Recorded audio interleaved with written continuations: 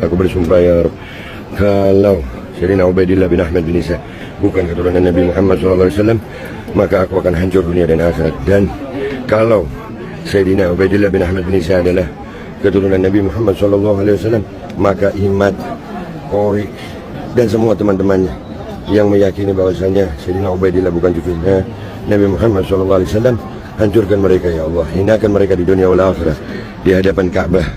Di hadapan Ka'bah ya Rabb, aku bersumpah kepadamu ya Allah, memohon pertolonganmu ya Allah. Mereka menghina keluarga Nabimu Muhammad SAW, mereka menghina keturunan Nabimu, kekasihmu Muhammad SAW. Mereka ya Rabb menghina keturunan Sayyidina Ubaidillah bin Ahmad bin Isa. Kalau memang Sayyidina Ubaidillah bin Ahmad bin Isa bukan keturunan Nabi Muhammad SAW, hinakan kami, hancurkan kami. Tapi kalau memang Sayyidina Ubaidillah bin Ahmad bin Isa adalah keturunan Nabi Muhammad SAW, maka hancurkan mereka ya Allah, ya Rabb. Alangkah mudahnya orang bersumpah atas nama Allah. Orang yang gampang bersumpah atas nama Allah, itu tanda orang yang gak takut dengan Allah. Seakan-akan dia menarik tangan Tuhan untuk menggebuk hamba-hambanya. Mereka lebih takut tes DNA daripada takutnya kepada Allah Ta'ala. Apa iya kalau orang suka bersumpah itu ada di pihak yang benar? Allah memberikan citra orang yang suka bersumpah adalah orang yang hina sekali. Ada perkataan Babeh Aldo, Kiai Imad dan teman-temannya sudah menghina Ahlul Bait Nabi, menghina keluarga Nabi. Justru faktanya adalah sedang menjaga kemuliaan nasab suci Rasulullah Sallallahu Alaihi Wasallam. Justru menurut saya, yang sudah menghina Rasulullah adalah orang-orang yang mengaku sebagai Ahlul Bait Nabi, padahal dia tidak bisa membuktikan kalau dia ini dzurriyyat Nabi. Inilah orang yang sudah menghina Rasulullah Sallallahu Alaihi Wasallam. Kalau antum semua ngaku cucu A, cucu B, terserah antum lah, itu urusan masing-masing. Tapi ketika antum mengaku sebagai cucu Nabi, lain persoalan. Kami nggak terima dengan ini semua. Karena kita semua umat Nabi, kita mesti peduli. Kalau kita nggak peduli, nggak punya ghirah, nggak ada rasa kecemburuan dan sensitivitas, apa pantas kita mengaku sebagai umat Nabi?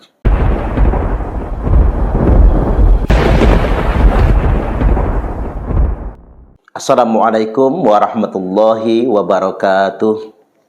Semoga Anda semua dalam keadaan selalu sehat walafiat, dan tentunya dalam keadaan iman dan Islam, dan kita semua semoga diwafatkan dalam keadaan husnul khatimah. Allahumma amin amin ya rabbal alamin. Terkait dengan video sumpah yang dalam tanda kutip bernada mubahalah yang dilakukan oleh Pak Aldo, ada yang hendak saya komentari di sini. Dua hal saja sebetulnya. Yang pertama, apa yang dilakukan oleh Pak Aldo di dekat Baitullah, atau tepatnya di Masjid Al-Haram ini, lebih kepada sumpah, tidak kepada mubahalah. Karena mubahalah juga tidak demikian cara melakukannya. Karena mubahalah itu harus kesediaan kedua belah pihak. Hanya saja, mengapa Pak Aldo berani bersumpah? Apakah orang yang suka bersumpah itu sudah pasti benar? Jawabannya tidak. Di sini kemudian saya menganalisa, ternyata mereka lebih berani bersumpah atas nama Allah daripada tes DNA. Mengapa demikian? Tak ulang ya. Ternyata mereka lebih gampang bersumpah mengatasnamakan Allah daripada tes DNA. Apa alasannya? Karena kalau tes DNA itu mengungkap fakta ilmiah, bahwasanya orang-orang yang mengaku sebagai cucu Nabi, sebagai Ahlul Bait Nabi atau dzurriyyat Nabi, ternyata gennya atau DNA-nya tidak cocok dengan genetika Nabi. Fakta ini lebih menyakitkan. Mereka lebih takut fakta ini diketahui oleh khalayak ramai. Mereka lebih takut dengan penilaian umat manusia atau orang kebanyakan, tapi tidak takut dengan Allah. Bayangkan, alangkah mudahnya orang mubahalah, alangkah mudahnya orang bersumpah atas nama Allah. Orang yang gampang bersumpah atas nama Allah, itu tanda orang yang gak takut dengan Allah. Coba, saya ingin membuat penegasan. Apa iya kalau orang suka sumpah demi Allah, kemudian menyandarkan segala sesuatunya dengan Allah untuk melaknat, kemudian seandainya Ubaidillah bin Ahmad bukan keturunan Nabi, kami dilaknat, kami dihancurkan. Tapi seandainya benar keturunan Nabi, maka Kiai Imad, Tengku Qorik, dan lain sebagainya dihinakan dan dihancurkan. Apa iya kemudian ini menjadi benar? Orang begitu beraninya seakan-akan memaksa Allah untuk intervensi secara langsung menghadap hamba-hambanya. Seandainya dia belajar akidah yang benar, kata-kata ini tak akan terucap dari lisannya. Tidak akan terucap dari lisannya. Seakan-akan dia sedang memaksa Allah untuk mengintervensi langsung hambanya. Seakan-akan dia menarik tangan Tuhan untuk menggebuk hamba-hambanya. Ini bukan persoalan di mana pihak yang salah, mana pihak yang benar. Tapi melihat latahnya dia bersumpah, berarti dia sudah menyepelekan Allah Subhanahu wa ta'ala. Ya tadi seperti apa yang saya katakan di awal, mereka lebih takut tes DNA karena kebenaran akan terungkap di khalayak ramai daripada takutnya kepada Allah Ta'ala. Baik, kita jawab dengan tegas. Apa iya kalau orang suka bersumpah itu ada di pihak yang benar? Tidak demikian. Justru dalam surah Al-Qalam ayat ke-10 sampai ke-11 Allah memberikan citra orang yang suka bersumpah adalah orang yang hina sekali. Wala tuti' kulla hallafim mahin. Wala tuti', jangan ikut-ikutan, jangan jadi muhibbin, jangan mutaba'ah. Kalau dalam bahasa orang sekarang, jangan jadi followers, unfollow saja. Kulla hallafim mahin. Orang-orang yang suka bersumpah, gampang dia bersumpah, gampang dia mengatasnamakan Allah, gampang dia bermubahalah. Jangan ikuti. Mahin, suka bersumpah, lagi hina kelakuan mereka. Atau dalam terjemah lain disebutkan suka bersumpah dan suka mencela. Hammazim masya'im binamim. Mereka suka menyebar celaan. Coba kelakuan mereka, suka mencela, suka menghina, bahkan body shaming. Makanya saya himbau kepada segenap pejuang Wali Songo dimanapun Anda berada, para pejuang Nusantara, hindari sekali mencela. Karena mencela bukan cara yang terhormat. Karena Allah Subhanahu wa ta'ala tidak suka dengan celaan. Apalagi body shaming, mencela fisik. Mengapa kita tidak boleh mencela fisik? Karena fisik ini ciptaan Allah Subhanahu wa ta'ala. Karena kalau kita mencela fisik, sama saja kita sudah mencela Allah Subhanahu wa ta'ala yang menciptakannya. Hindari betul itu. Karena ini perbuatan yang tak disukai. Hammazim masya'im binamim. Mereka suka menyebar celaan, menyebarkan ujaran kebencian. Di mana-mana yang ditanamkan adalah kebencian. Yang paling nyata yang ditanamkan mereka adalah membangun kebencian terhadap pemerintah yang sah. Membangun framing-framing negatif, narasi-narasi agar bangsa ini membenci negaranya sendiri.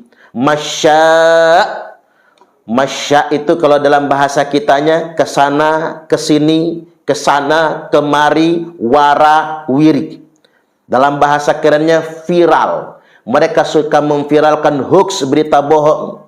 suka memviralkan ujaran kebencian, mereka suka memviralkan kata-kata yang tercela, sumpah, binamim, yang endingnya adalah provokasi atau adu domba. Cobalah kita lihat, sejak mereka datang, sejak mereka tampil di permukaan, yang ada cuman provokasi, adu domba, persekusi, dan lain sebagainya. Kehidupan berbangsa dan bernegara kita menjadi tidak nyaman. Terjadi kerentanan sedemikian rupa. Sesama umat kemudian dibenturkan. Sesama warga bangsa atas nama muhibbin kemudian dibenturkan sedemikian rupa. Nah, ini saya ingin garis bawahi yang pertama. Kalau orang suka bersumpah bukan berarti dia di pihak yang benar. Kalau orang suka bersumpah justru dia ada di pihak yang hina. Itulah yang disebutkan oleh Al-Quran. Makanya buat segenap kaum muslimin, jangan mudah bersumpah. Termasuk bapak-bapak, jangan suka bersumpah di hadapan istri dengan maksud mungkin agar istri tak curiga dengan kelakuan suaminya. Karena mengapa Al-Quran menyebutkan orang yang gampang sekali bersumpah itu bukan orang baik. Orang yang gampang bersumpah itu bukan orang yang bertakwa. Justru orang yang gampang bersumpah adalah orang yang sangat hina sekali. Kita hindari. Kemudian yang berikutnya, ada perkataan Babeh Aldo atau Pak Aldo ini yang menyatakan bahwasanya Kiai Imad dan teman-temannya sudah menghina Ahlul Bait Nabi, menghina keluarga Nabi, menghina dzurriyyat Nabi. Kita tak perlu tersinggung karena ini tuduhan. Pada kenyataannya tidak. Kalau dalam bahasa ibu saya, sape tampe ada rasa. Siapa yang tersinggung berarti dia merasa demikian. Kita nggak tersinggung. Karena mengapa? Karena faktanya Kiai Imad dan para Kiai Nusantara yang membongkar tentang nasab Ba'alwi sama sekali tidak pernah menghina keluarga Nabi. Tidak pernah menghina Ahlul Bait Nabi. Tidak pernah menghina dzurriyyat Nabi. Justru faktanya adalah sedang menjaga kemuliaan nasab suci Rasulullah Sallallahu Alaihi Wasallam. Ini harus kita kemukakan bahwasanya apa yang dilakukan oleh ulama-ulama Nusantara hari ini itu dalam rangka menjaga kemuliaan nasab suci Rasulullah. Tidak ada orang yang boleh mengaku-ngaku sebagai cucu Nabi kalau dia tidak bisa membuktikannya. Justru menurut saya, yang sudah menghina Rasulullah adalah orang-orang yang mengaku sebagai Ahlul Bait Nabi. Orang-orang yang mengaku sebagai dzurriyyat Nabi, padahal dia tidak bisa membuktikan kalau dia ini dzurriyyat Nabi. Inilah orang yang sudah menghina Rasulullah Sallallahu Alaihi Wasallam. Apalagi ada sinyalemen yang sudah dikabarkan oleh Nabi. Thumma fitnatu sarra, lalu muncul fitnah sarra. Fitnah di zaman kedamaian, di masa kemerdekaan, di masa lapang seperti sekarang ini, tapi ada fitnahnya. Dakhunuha min tahti qodama rajulin min ahli baiti, di mana fitnah ini akan keluar dari bawah dua telapak kaki laki-laki yang ngaku-ngaku ahlul baitku. Artinya ada indikasi, Nabi sudah sampaikan akan ada orang yang gampang betul ngaku-ngaku saya ahlul bait Nabi, kami keluarga Nabi, kami dzurriyyat Nabi, yaz'umu annahu minni wa laisa minni. Dia ngaku-ngaku sebagai keluargaku, kata Nabi, sebagai dzurriyyatku, wa laisa minni, padahal dia bukan keturunanku. Wa innama auliya'iyal muttaqun, karena semata-mata yang pantas ngaku sebagai keluargaku, wali-waliku hanyalah orang-orang yang bertakwa. Jadi diksi pilihan Pak Aldo yang mengatakan Kiai Imad dan para ulama Nusantara yang membongkar nasab Ba'alwi telah menghina keluarga Nabi, ini tidak bisa dibenarkan. Justru sebaliknya, kita semua sedang menjaga kemuliaan nasab suci Rasulullah Sallallahu Alaihi Wasallam. Ada orang awam bertanya, Ustadz, apa wajib kita itu sensitif menjaga kemuliaan nasab Rasulullah dari orang-orang yang sembarang mengaku? Iya, Inilah pernyataan dari Al-Hafiz Ibnu Hajar Al-Haytami. Beliau menyebutkan bahwasanya yang bagi likulli ahadin ayyakuna lahu ghiratun fi hadzal nasabis syarif. Dikatakan bahwasanya setiap orang niscaya sudah seharusnya, sudah semestinya punya ghirah, punya rasa sensitivitas, sense of crisis, punya rasa cemburu kepada nasab mulia, nasab keturunan Rasulullah sallallahu alaihi wasallam. Jadi kita ini harus sensitif dengan sadah Rasulullah. Jadi kalau ada orang yang ngaku-ngaku, entar dulu. Karena mengapa hukum asal mengaku-ngaku cucu Nabi itu tertolak? Hukum asal mengaku cucu Nabi itu terlarang. Hukum asal mengaku cucu Nabi itu haram hukumnya kalau tidak bisa menunjukkan bukti. Maka dilanjutkan oleh Al-Hafiz Ibnu Hajar Al-Haytami, wa dhabatahu. Kita semua punya kewajiban meneliti, tentunya bagi ulama yang ngerti tentang perkara ini, meneliti hatta la yantasib ilaihi sallallahu alaihi wasallam ahadun illa bihaq, sampai tidak ada lagi yang berani menasabkan dirinya kepada Rasulullah. Tak ulang lagi, kita wajib meneliti, kita wajib memeriksa, kita wajib mendalami siapapun yang ngaku-ngaku cucu Nabi sampai la yantasib ilaihi sallallahu alaihi wasallam ahadun illa bihaq, sampai tidak ada lagi orang yang berani menasabkan dirinya kepada Rasulullah kecuali dengan data yang benar. Nah, hari ini alih-alih Pak Aldo Mubahalah malah itu mencerminkan sikap yang tidak terhormat, mending buktikan saja kalau memang cucu Nabi. Nggak usah kemudian mengatakan telah menghina keluarga Nabi kepada orang-orang yang memang menjaga kemuliaan nasab Rasulullah Shallallahu Alaihi Wasallam. Nah, sekarang apa yang dibutuhkan? Yang dibutuhkan sekarang ini adalah konfirmasi keberadaan Ubaidillah. Benarkah Ubaidillah itu putranya Imam Ahmad bin Isa? Karena Imam Ahmad itu punya anak cuma 3. Dan beliau wafat pada tahun 345 Hijriah. Nah, lantas kemudian pada tahun 895 Hijriah, Habib Ali bin Abu Bakar As-Sakron. Tak ulangi, Habib Ali bin Abi Bakar As-Sakron dalam kitab Al-Burqatul Musyiqah mengklaim bahwasanya mereka ini adalah keturunan Nabi dari datuk mereka yang bernama Ubaidillah. Sedangkan Ali As-Sakron ini wafatnya tahun 895 Hijriah. Jadi coba kita ulangi, 895 Hijriah dikurangi 345 Hijriah. Berarti 550 tahun kemudian. Loh, siapa yang percaya? Tiba-tiba setelah 5 abad setengah ada yang ngaku-ngaku bagian dari zuriat Nabi. Datanya baru diadakan pada tahun 895 Hijriah.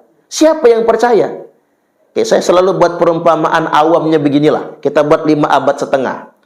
Ini abad 21, 2024 Masehi ya, bukan Hijriah. Abad 21 Masehi. Tiba-tiba 5 abad setengah kemudian, kita buat saja tahun 2670 sekian. Ada orang yang ngaku-ngaku sebagai keturunan Soekarno. Namanya Suparman Soekarno Putra, nenek moyangnya. Loh, orang wajar bertanya, mana datanya? Mana catatannya? Mana reportnya? Mana pemberitaannya? Kalau kakek kalian yang bernama Suparman itu benar anaknya Soekarno. Karena dalam sejarah tidak ada yang bernama Suparman. Adanya Megawati, Sukmawati, Rahmawati, Guntur Guruh misalnya. Nah, saya ambil perumpamaan yang awam begitu. Daripada Babe Aldo bersumpah sedemikian rupa, sudah sodorkan saja datanya. Mana kitab yang mengkonfirmasi keberadaan Ubaidillah tersebut? Itu yang pertama. Yang kedua, gampang banget sekarang ini tes DNA sesuai dengan anjuran Tuan Rizik Syihab. Beliau menganjurkan tes DNA saja. Ini kata beliau, ini ada rambut Nabi. Jadi yang hari ini ngaku-ngaku sebagai cucu Nabi, dzuriat Nabi, silakan tes DNA. Nanti kelihatan, kata Tuan Rizik Syihab, DNA Nabi kemana, DNA dia kemana, saudara. Nah, tapi faktanya, hari ini Antum sendiri yang mengingkari tes DNA. Tes DNA ini ilmu pengetahuan loh. Untuk melacak asal-usul DNA seseorang. DNA asal-usulnya. Jadi sekali lagi kita garis bawahi, daripada ngajak-ngajak sumpah membangun framing ini itu, lebih baik kemudian buktikan saja. Kan sederhana. Dan saya ingin sampaikan kepada siapapun, segenap warga bangsa Indonesia, yang hari ini saya yakin memang berbeda pendapat. Ada yang masih berhusnudzon dengan klan Ba'alwi sebagai cucu Nabi, ada yang sudah pada kesimpulan ilmiah dengan argumentasi logis bahwasanya Ba'alwi 100% bukan keturunan Nabi. Silakan kita dialog ini dilanjutkan, pencerahan ini dilanjutkan, tapi jangan melakukan tindak kekerasan. Karena negara kita negara hukum. Karena siapapun yang melakukan kekerasan, dia harus bertanggung jawab di depan hukum. Ketika hukum tidak lagi menjadi panglima, maka masyarakat akan bergerak sendiri. Makanya buat pemerintah, jangan berikan ruang kepada masyarakat untuk main hakim sendiri. Karena mengapa? Ketika sudah main hakim sendiri, yang akan muncul adalah perang saudara, chaos. Karena mengapa? Ketika kami pun diserang, ya kami juga tidak akan tinggal diam. Gak mungkin kan? Kemudian dihadang kami kabur. Ketika dihadang kabur, lain persoalan. Maka hari ini kami ingin tegaskan, ini dua ranah ilmiah.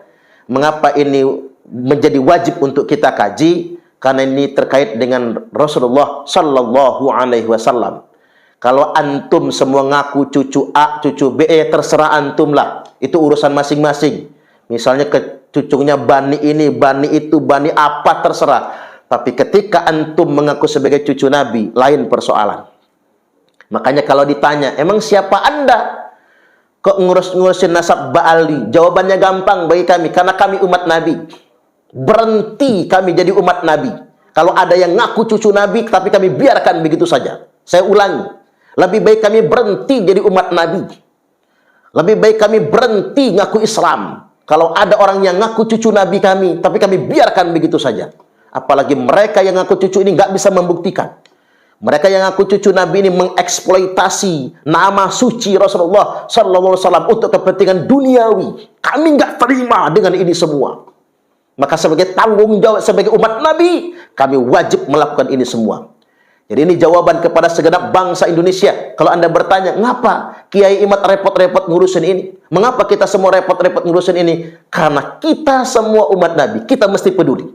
Kalau kita nggak peduli, nggak punya ghirah, nggak ada rasa kecemburuan dan sensitivitas, apa pantas kita mengaku sebagai umat Nabi? Yakinlah saudara, Allah Subhanahu wa Ta'ala sangat ridho dengan apa yang kita lakukan.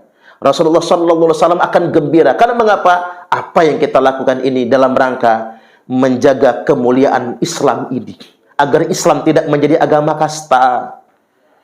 Coba gimana Allah tidak ridho? Coba kita berbaik sangka dengan Allah. Bagaimana Allah nggak ridho?